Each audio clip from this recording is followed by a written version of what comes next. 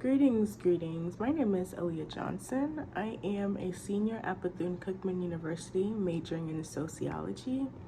This is a defense video on my research paper on the extent of our free will, where I pretty much examined how free we truly are. I know we all kind of have it in our minds that, how could we not be free? Like, we all are our own self, our own individual self. We choose to get up and we make all the many decisions in life. We feel like we make it. But in my paper, I kind of just went through very detailed and I analyzed even the minute little ways that we think we make a decision, just like going to work. That's truly not a decision at all.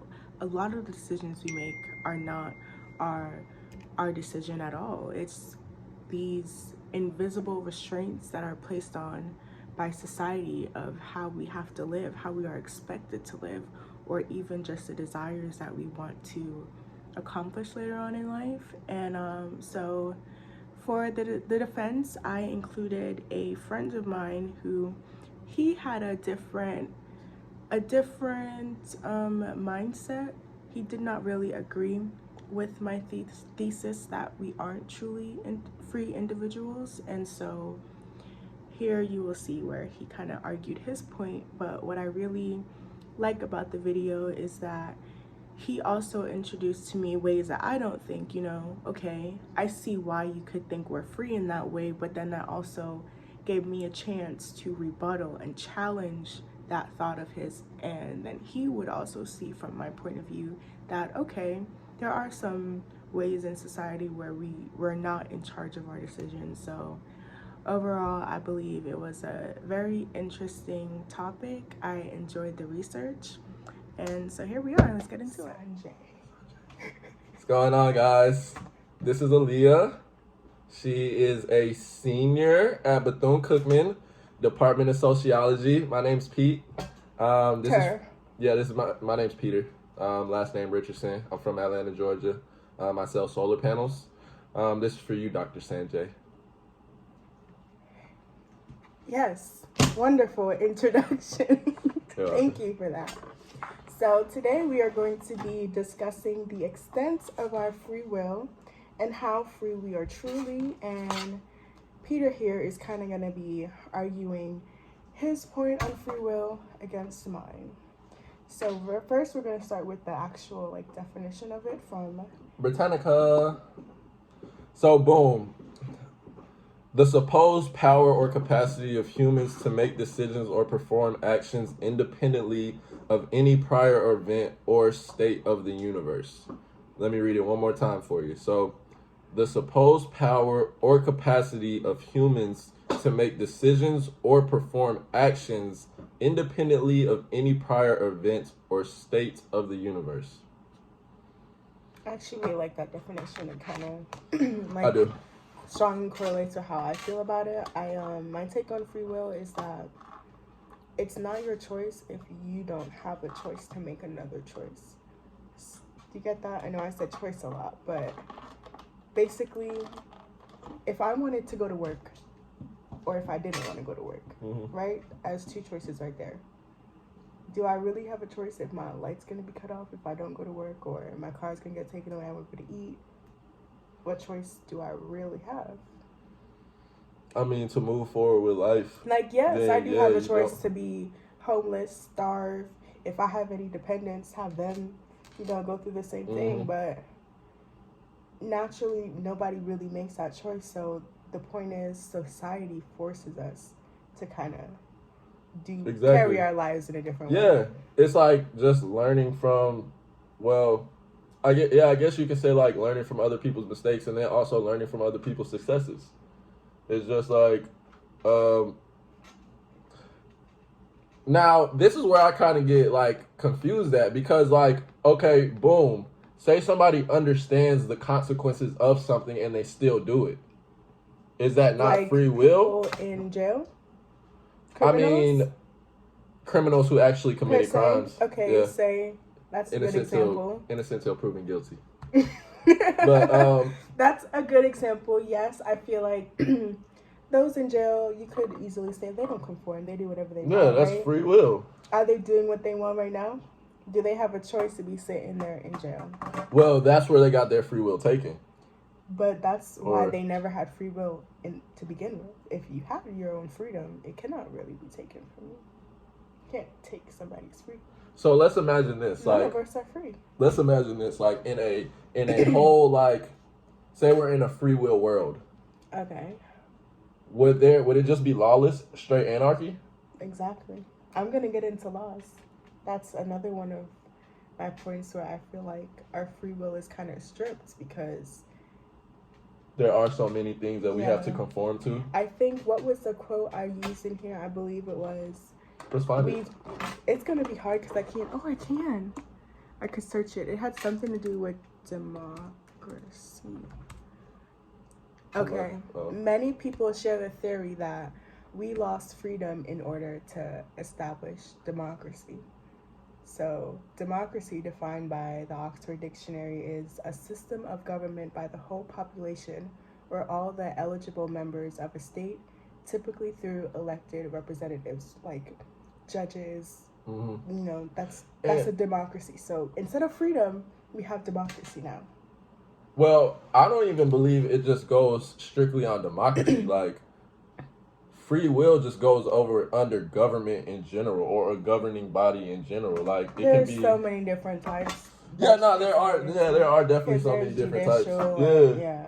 Well, not even like the judicial branch, but I'm talking about like communism. Like, they don't have free will in communists, or even like Explain. Let's get into that. because like in a communist country, everyone's equal. So if everyone's equal, you don't have the freedom to be able to go out and say I want to become a millionaire. You don't have the freedom to do that because like, hey, everything that you Well, that's because of their beliefs, though. And that's, in my opinion, another thing that takes away our free will is these things like the community we're in, our belief system. Christians live by a strict book. Mm-hmm. This is how I have to live my life, regardless whether I feel like, okay, a great example.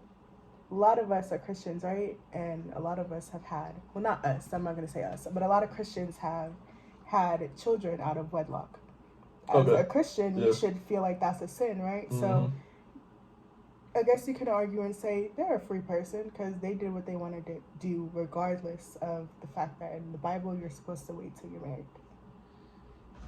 I completely agree with that. But to say, but if they feel like it was right, then why do they feel it's something you need to ask forgiveness for?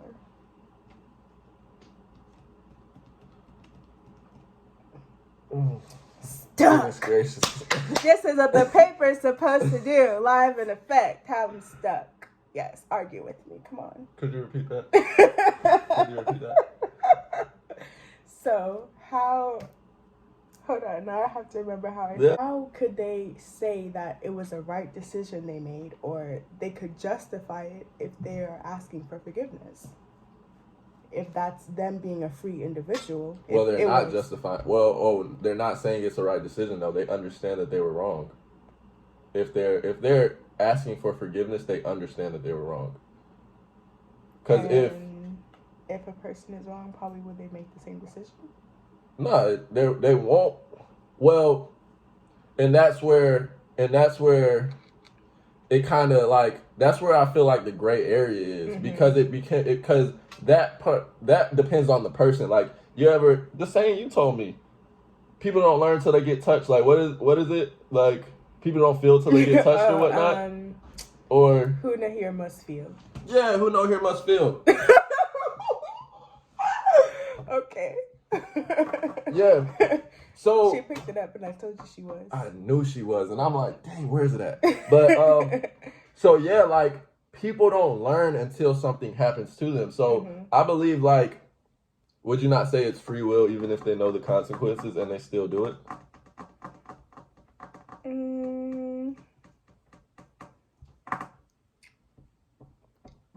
I guess that's another gray area because, like I said, when you do things, even though you know there are consequences, usually the consequences of that are things that are taking away your free will.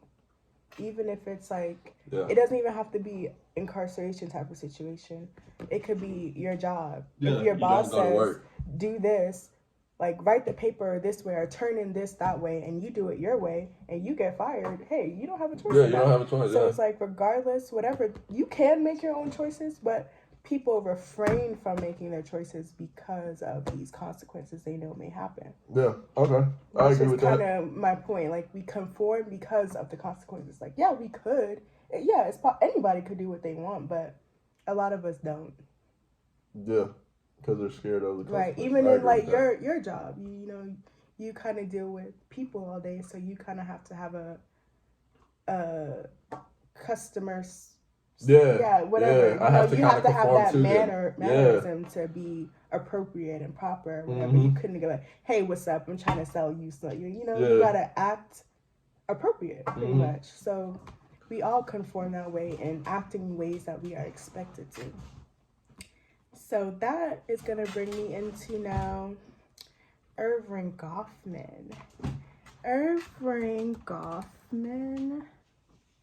Who is this guy? He is an amazing sociologist. He's actually one of my favorites. He's who got me into phenomenology, pretty much. Like Phenomenology. Guys, I do sales, so hey, I don't have to know about all these big words to do that. But yeah. Phenomenology is the study of our lived experiences, pretty much. Okay. I believe so. Let's look it up. So. Let's look it up. We like to get factual definitions on this. I mean, I have been in this field for 4 years, so if I don't know what phenomenology is by now, hey. Hope Dr. Scolay watch this. Dr. Sanjay, you need to get on her about that. So phenomenology, the science of phenomena. That's not a great definition. An example of phenomenology? The way of thinking about ourselves. The study of lived experiences, like I said. What is an example of phenomenology? Understanding each other. So, you know, when somebody goes through something like, this is terrible. Let's say, okay, I'll use my dog so I don't flex up here. Say somebody just said, oh, my dog just died. You would immediately go, oh, that's like so bad. I feel so sorry for you. I understand how you're feeling or whatever, right? Have you ever had a dog that died? No. So how could you understand how they feel? It's crazy because I was literally about to say the same shit. I'm like, bro, how could I understand that? Like, I've never had a dog. But it's like so common. We always be like, I understand. Yeah, I understand. But the truth is, like, you don't understand nothing that goes on in life. Like, everything you feel like you understand, you don't really understand it. But if people have but say I actually had a dog that died and I was close to my dog just like you were close to the dog, I have an understanding of what it could feel like. No. It's how you would have felt when you lost your dog. Now, all right. Well, let me ask you this. I'm not done with my point. Okay. You get your chance to talk. Let me mark this. Let me mark this in my mind. You need some paper? So, all right. Hey. All right, I think in my let's keep the examples going with the paper. In my paper, I use the example of two people who are but two people who have went through a divorce, one recent and one prior. Okay. So the friend who is now going through the divorce is, in tears, she's upset, and the friend who has went through one like prior to, she's like, I understand how you're feeling. Do you want to go out to eat? And do you want to go get nails done and blah, blah, blah? Because when she was going through divorce, that's what she would have wanted. She wanted to just kind of be catered to and felt like the world will still go on. Yeah. But on the other hand, the friend might just be angry and she might just want to go smash cars or break tables and just, get that anger out, scream. So the friend, although they've both gone through divorces, she's saying she understands based on how she went through her divorce. She can't understand what her friend is going through or how her friend could feel because we are all different. Every experience that we have had has made us different. And I completely understand that. But on the tip of like, that's a hard scenario to compare because first of all, things plug it kind of into go. Anyone you want to. Okay, boom. So let's imagine a baby. Okay. A baby has a lollipop and he drops his lollipop on the floor. Okay. That's like the worst thing in the world to him. Okay. He's gonna be bawling out crying. Okay. But you also have an adult, they crash their car. And that's like the worst thing in the world for them. How are you gonna say that they're not? But a baby's feeling and an adult's feeling. But how are you? But it's like, are they not equally hurt the same way? No. Yes, they are though. Absolutely because look, not. Because look Absolutely though. Well, not. let me say this: because the lollipop is the biggest thing in that kid's world because he hasn't experienced everything. Right. But at the same time, a car is the biggest thing in that person's world. So are you equal saying? Pain? Are you saying that a person who crashed a car should feel just as sad as a baby who drops his lollipop? They will feel just as sad because it's like.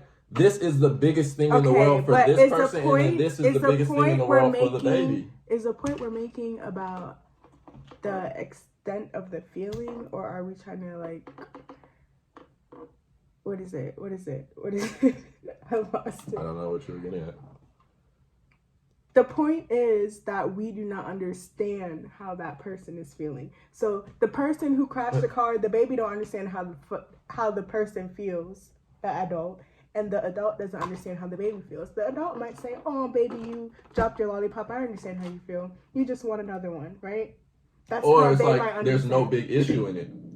Or they might say, it's not a big deal. You'll have another candy later. Yeah. Or they might say, do you want another lollipop? Or the baby might just be feeling, I don't want anything now. I just want to take a nap. Yo. But we do not understand how anybody is feeling because we are not them. That is the point I'm making. Just ignore her. Why's she going crazy like that? Princess! Sorry. Excuse me. I have a troubled dog. She be barking at... She owns a dog kennel. I have 2 dogs. 2. And they're the smallest thing. They don't even equal his one big dog. So, anyways. Back to phenomenology anyways. So, Irving Goffman, he would tell you that we are this way because life is just a huge act in which we are all performers. Yeah. So I know this one is, shit. You are a performer. When you knock on those doors, you are performing as a salesman. You're right. I'm not like genuinely, well, I am genuine. Let me not say that, but I'm not like the true me. Right, because you have a mask on. Yeah, I got to conform to what they would like. Like, come on, I'm not going to all these folks. Don't you kind of have to wear a mask anywhere you go? So is it the same face you give in church that you give no, you're at not. a strip club you're not. Or a there party are different masks or for everywhere. with your parents? So you agree to that? Yeah. That we all are performers in life. We kind of perform on a daily basis. We perform as students. We perform as workers. We perform as even parents. Yeah. I agree with you. I don't even have to argue that point. Nah, I actually like really agree with that statement. Like, I really do. That's like, I think that's dramatology. That's the actual like aspect of that theory. Dramatology, right there. Dramatology, yeah. Where'd that go? What? Where we just were. Mm-hmm. Okay. Dramatology. The dramatological approach analyzes the analogy between interaction with theater. This approach alone gave me a vast insight on the reality of our own world in theater and in everyday life, that you will find a front stage, a backstage, a setting, an audience, and of course, the performer and character, which is what individuals are. We all are. So I don't even need to break it down pretty much because I don't have to change your mind. You're a character in my movie. In your movie? Yeah. And I'm a character in your movie. How are you a character in my movie? Based off of... I guess, no, you're based right. off of You your are definition, a character though, like because I make you a character. Exactly. Yeah. Okay. No, I thought you mean like you make yourself character in my movie. That I make you the character.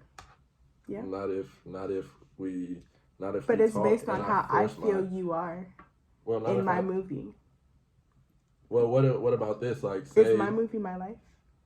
Yeah, your movie. And I would say in this definition, that's what I kind of got out of it, is like your movie is your life. Right. And like, say I forced myself into your life. Mm-hmm.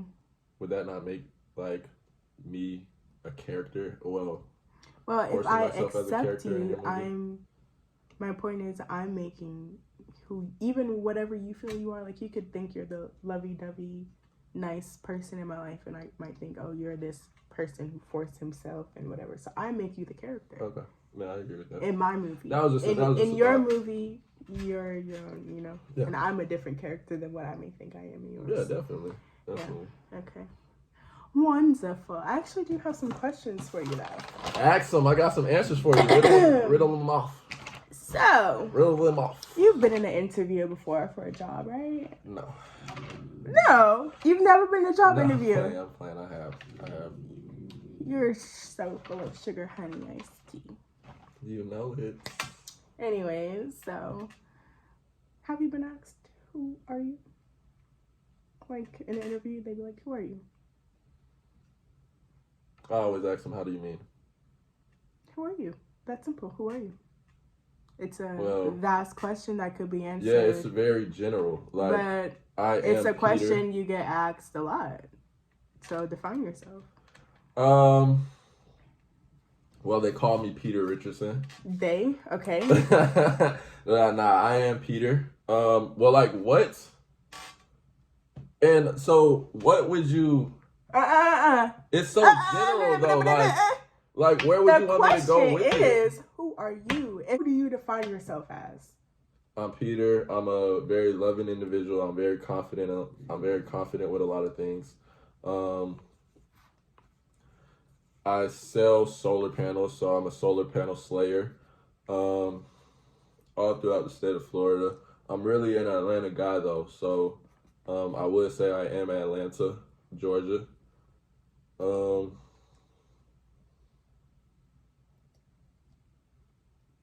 am I? Oh, I am a real estate mogul. I am a great son. I am a great friend. Do you want me to keep going? No, that's actually... Is that what you were kind of looking for and whatnot? Honestly, you surprised me. Most people usually... Well, I wouldn't say most people. I kind of took it off of how I do it. And when I was introduced to this at first, it was my professor who pretty much was like, you know, when somebody asks us who you are, you pretty much... Even when I introduced myself, I was like, my name is Aaliyah Johnson. I'm a student at Bethune-Cookman University, majoring in blah, blah, blah, blah.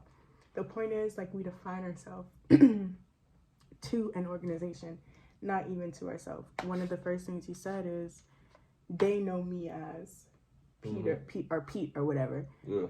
I'm asking who you are. Like, who do you feel you are? And it's like, it's a lot of others. You know, you just also describe yourself as a solar panelist. You sell solar panels. You're an Atlanta guy. You're a real estate mogul. But you also did, like, actually include some characteristics about yourself. Like, you're loving, confident. You're a son and a friend. And that is who you are. You're not... I mean, that's you what I was do more sell getting solar at, like... panels, but that's not who you are, per se.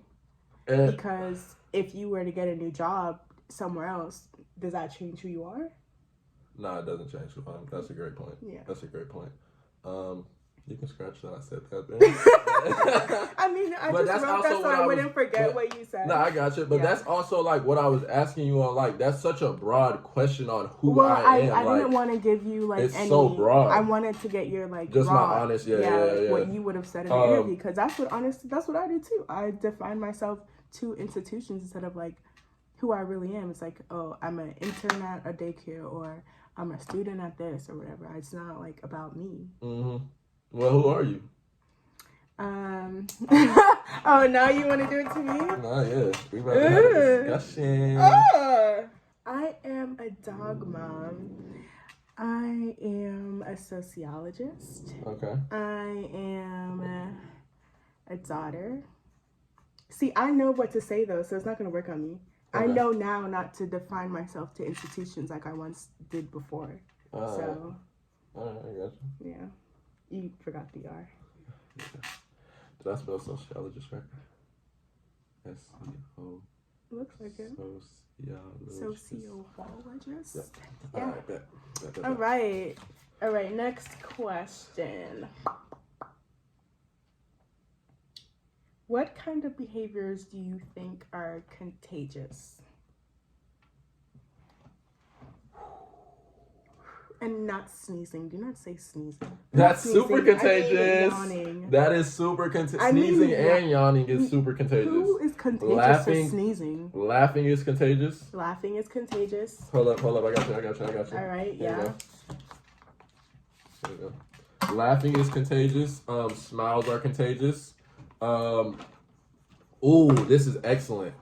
Positivity and negativity are contagious. Just like when you were on the phone with Nick, and you talk in such a because he gives you that, right? Gives me that, yeah. It's just like, hey, dude, if I'm talking to a positive guy, how can I not be positive? Exactly. So I guess positivity and negative. Yeah, and negativity. Like negativity is just like, actually, I believe negativity is actually more contagious than positivity. Mm-hmm. And then, if we're going to get into that, and I'm just going to say this one thing. No, go ahead. Let's get into it. It takes two positives to be able to make up for that one negative that has happened in your life. So that's how you know that negativity is like weighs more than positivity. So you want to put as much positive into your life. Okay. Yep. What else? What was the question again? Because I feel like, what kind of behaviors? Yeah, behaviors. These are behaviors. Positive behavior. Yeah, positive behavior. I would say like, and we see this a lot in like less affluent areas. It's just like,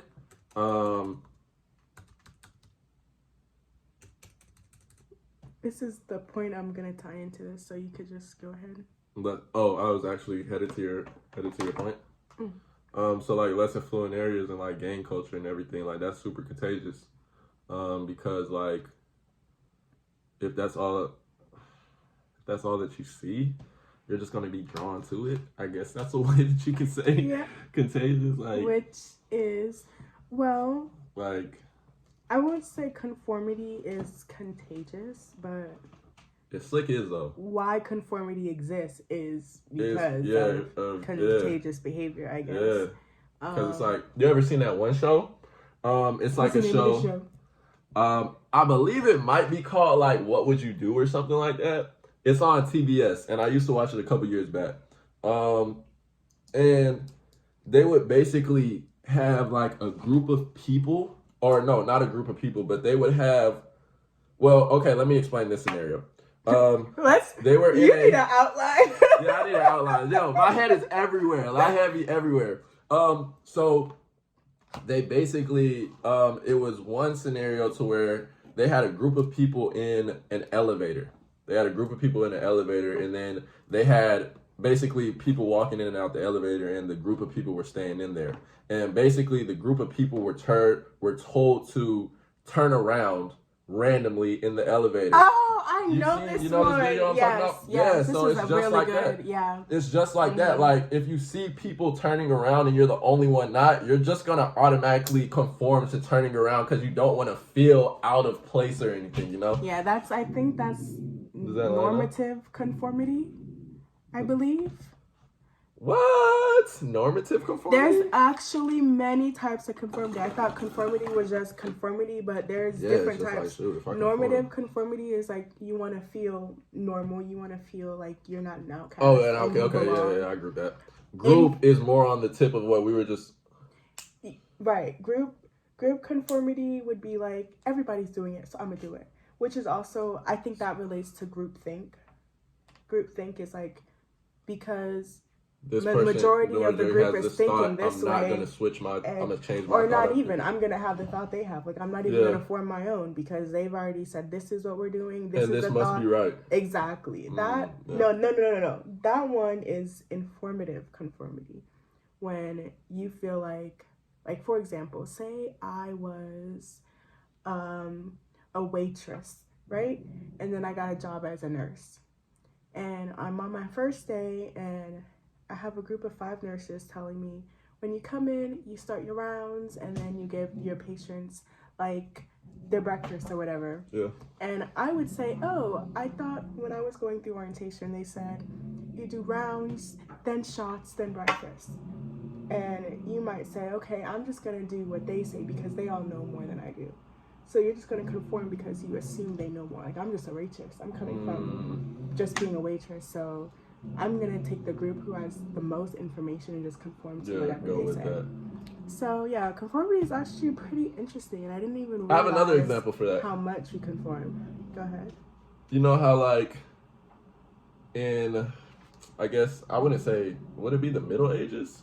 I don't know. I wasn't there. I guess it's the Middle Ages or something. I wasn't there.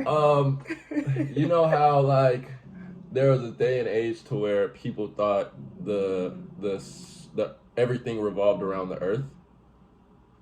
What do you mean everything revolved around the Earth? Like the Earth was the center of the universe. Is this right? Is this geography? Because I don't know. I was just more asking, like, is that a type of conformity that you're talking about? Because like people understand that the Earth can't be the center of the universe, but it's just like the majority says it, so I'm gonna ride with it. But what about? I mean, this also was in my research too. There's like half people who feel like, well, not half. I don't know the numbers exactly. I should, but the percentages.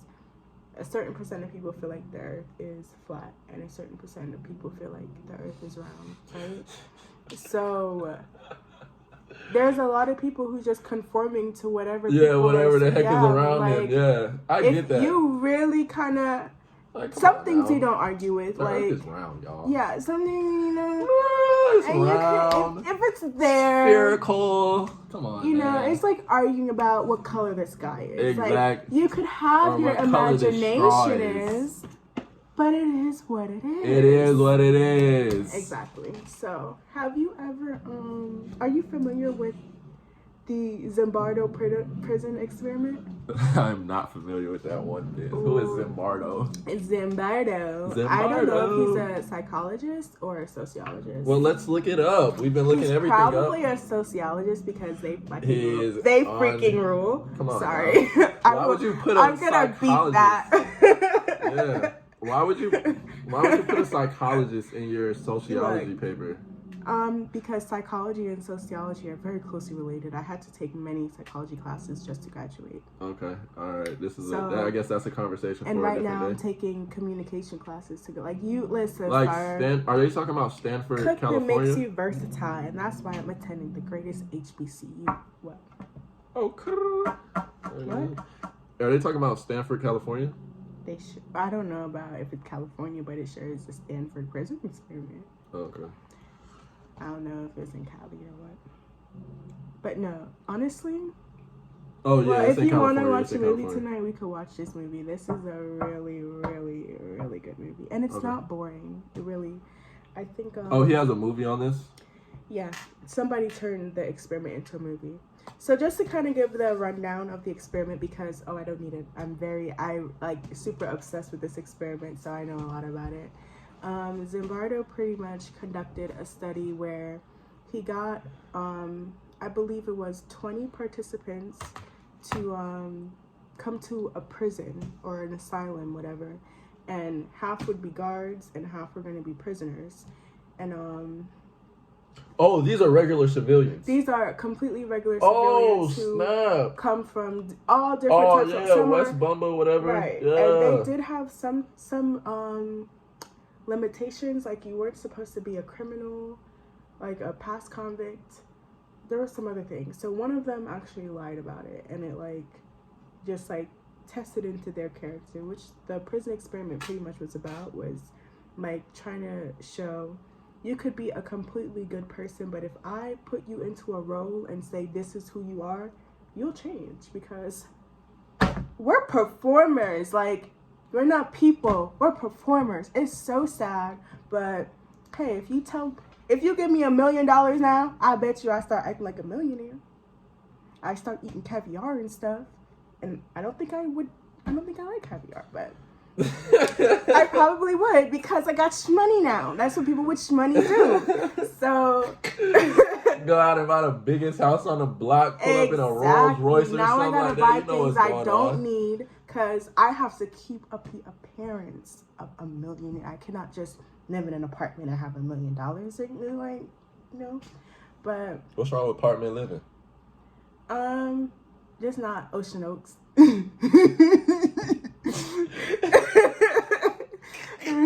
I haven't found an apartment I want to stay in. Yeah. But this one I'm in ain't cutting it at all. I need just not I need an condo apartment living. that has house space.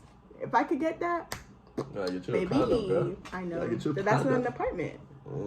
It might as well be. And I don't know. Wait, this is a dumb question. Condos are on the beach, right? Nah. Okay. Yeah, because I was like, I don't want to live on the beach. But Nah, you can get a condo high rise in the middle of the city, but normally they call those like lofts. Something like that. But lofts are like studios, and It doesn't have to be a studio. A loft is more. it would be one room. That's not a loft. Oh, a loft is literally one room. Oh, shit, I didn't know that. The whole damn kitchen be in the bedroom. the bathroom. The bed be right here, then the stove. I can't live like that. Yo, we're so off topic. Anyway, Zimbardo, the 20 participants, and half were prisoners, half were guards, and he's not my favorite character, but he is my favorite example to use because I feel like he made the most change in the movie. He was Bosch is who I'm referring to. He was, I believe, what was he before? Like, he just took care of his mother or something, like his sick mom. A caregiver? Yeah, he was a completely sweet guy. He was described as wouldn't even hurt a fly. And he was given the role as a prisoner guard. And while he got into the role, you know, he became so, warped up into it. They ultimately seen him as the head and essentially the warden. The warden was never, assigned as a role. Nobody was supposed to be higher than anybody, I don't believe. But they all looked up to Bosch because he just completely changed his personality, was a whole different person that everybody feared. And Travis, who was a prisoner, was the one who was mainly, bullied in a sense by Bosch. And he wasn't a fighter. He worked at a nursing home, but he had strength on him. You could tell he could fight if he wanted to, but like I said, this experiment was just showing the conformities, right, and how you don't even have to tell them to act this way or act that way. They just know how to act, and it's just it was really, mind blowing to me. Whoa! And then I started to think about it in ways I do it myself in everyday life, and I'm just like, damn, I'm not my own person. But I don't believe it's impossible for us to be.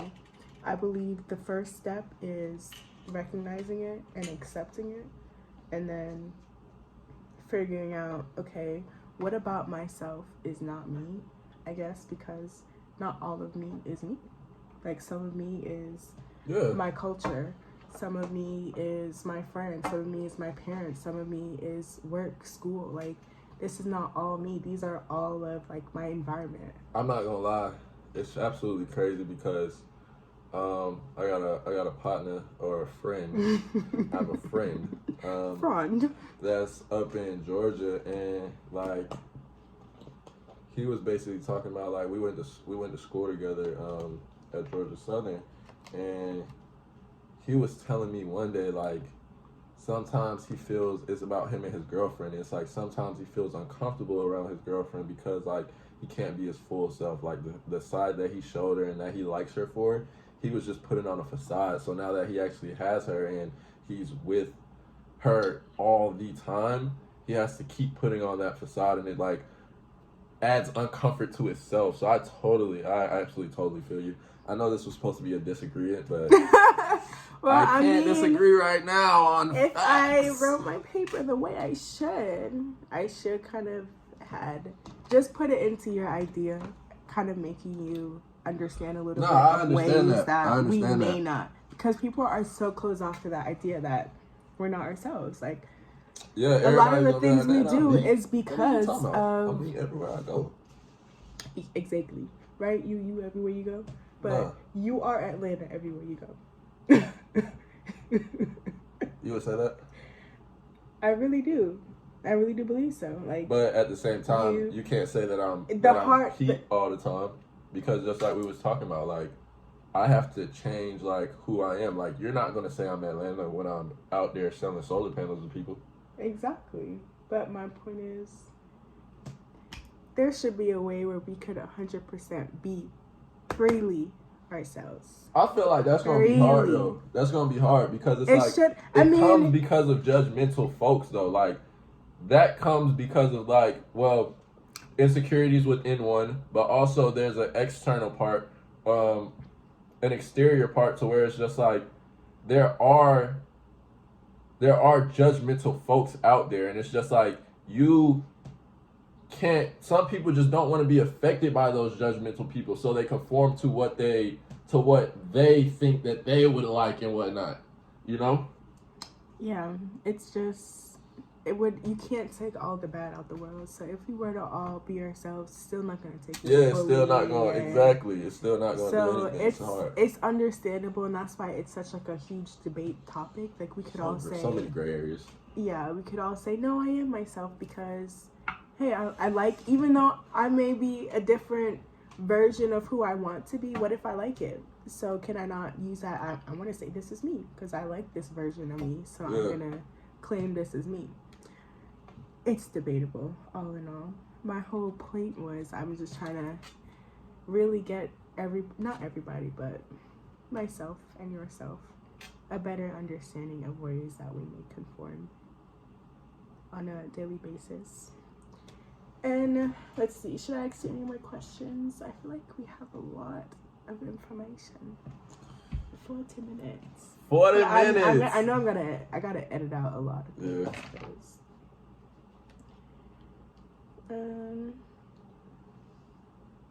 But I feel like we talked about all this.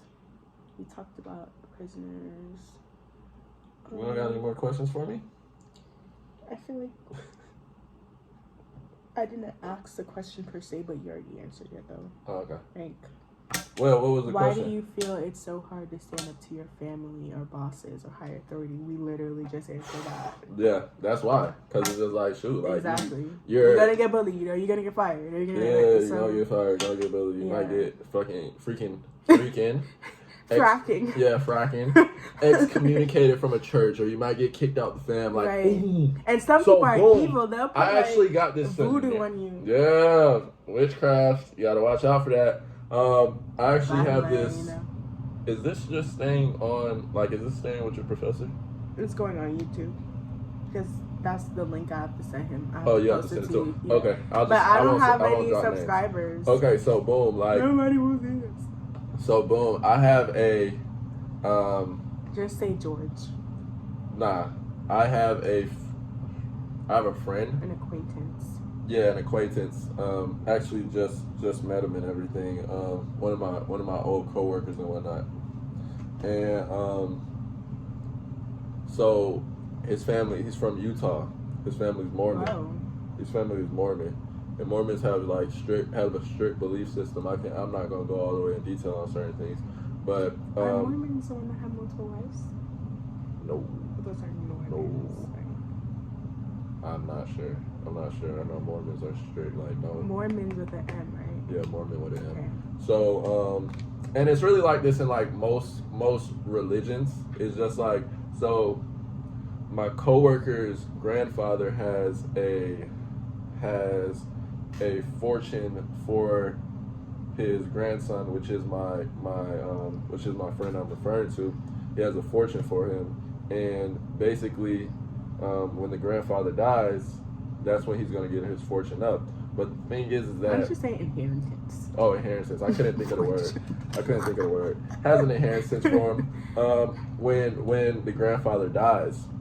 But the thing is that the son, my coworker, he is gay, and being gay is like 100% strict from Mormons. Like, it is forbidden in other religions, but other religions will like accept it in the family lifestyle. But with Mormonism, heck no. So basically right now is like he's trying to hold his full self back to be able to get that inheritance and not get kicked out the family. So I completely understand that. Yeah.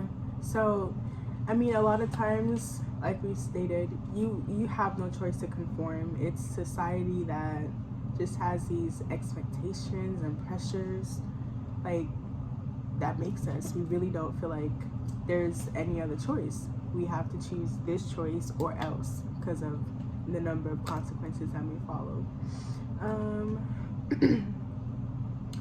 So, where we at? No. Boom, boom. Is there anything else you'd like to add? Hey, I'm not gonna lie. This is a great discussion. You're Dr. Sanjay. You're gonna love this video. You're gonna love it. I promise. I hope you do.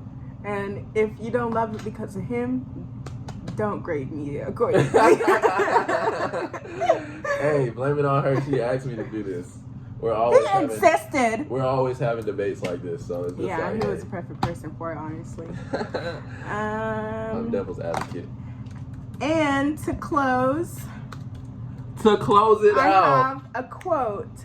Sam Harris says that thought and intention emerge from background causes of which we are unaware of and over which we have no conscious control. And it's a wrap.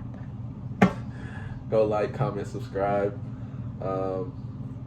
This was a good one. We'll be back next week for another banger. And we will not be back next week. I'm graduating. We're out. So as you guys just saw, the debate or the interview, discussion, whatever it may have been to you guys, it was very interesting and we both enjoyed it a lot. In a nutshell, I believe that my research is important and it adds to the information that is already out there on this renowned topic of freedom, right? But essentially, I combine together laws, experiments, theories, and other findings that expose ways in which individuals are not as free as they would think they are or that they would like to be. There's so many laws out there that take away our freedom, and we also talked about this in an interview that we exchanged freedom for democracy. And while democracy, I believe it did, the intention of democracy was good because without it, I believe our world would be chaotic. You know, you'd have a substantial amount of crimes being committed and nobody would really be safe without democracy. But because of democracy, we now kind of don't have freedom. Like every law that you could possibly think of, it's taken away somehow. I believe in my research paper, we discussed the Baker Act laws and like the death penalty. These laws, it's like I can understand the intention behind it, but the unintended part about it, I would hope that it was unintended. When these laws are being made, I hope it wasn't like, oh, let's take this freedom away, let's take that freedom away. So I would hope that the unintended result was freedom being taken away. The intention was, okay, let's make the population safer, the environment safer, and for the good of the people. But every law takes away somehow. Even simple laws like child support, let's say. Yes, the intention is so that mother or father, because I believe a mother could get put on child support too if the father is the sole provider. But let's say that the mother or father is put on child support now. The purpose of that is so that one parent does not just skate away and has no responsibility and the other one is stuck with not the burden, but they have to have that vast responsibility of being the sole provider and sole parent. But now unintendedly, that person now has no choice, has no say in what amount they may want to give, or like it's just, choices are being taken away. Every law takes away some type of freedom. Like laws about marriage, it takes away every law takes away freedom. Other experiments that we discussed, like the Zimbardo's prison experiment, Solomon Ash's conformity experiment, all of these expose such like a really bright light on free will. It's not really there. It's just an illusion. Essentially, nobody really likes that idea that we're not free, but in my opinion, I do believe we can be free. It's not impossible to be your own self and to make your own choices, but I think you'd first have to realize that you don't make your own choices, and there are things in everyday life you have to conform to in order to live. Simply, just in order to eat some food, you got to conform and make these decisions. Like going to work, you have to conform, and you can't just say, okay, I'll get a job where I could still be home 20 hours a week. You know, it depending on your lifestyle, you may have to get a job where you're working nearly 24/7 to upkeep an expectation or an appearance, because also, like Irvin Goffman said, you know, we're performers. We're all just actors performing on a stage, which is everyday life. It's crazy. It's hard to really wrap your mind around and accept it, but it is reality. So thank you to all who read and who watched the video. Any comments or questions, follow-ups for me, I would be happy to answer. Just comment down below.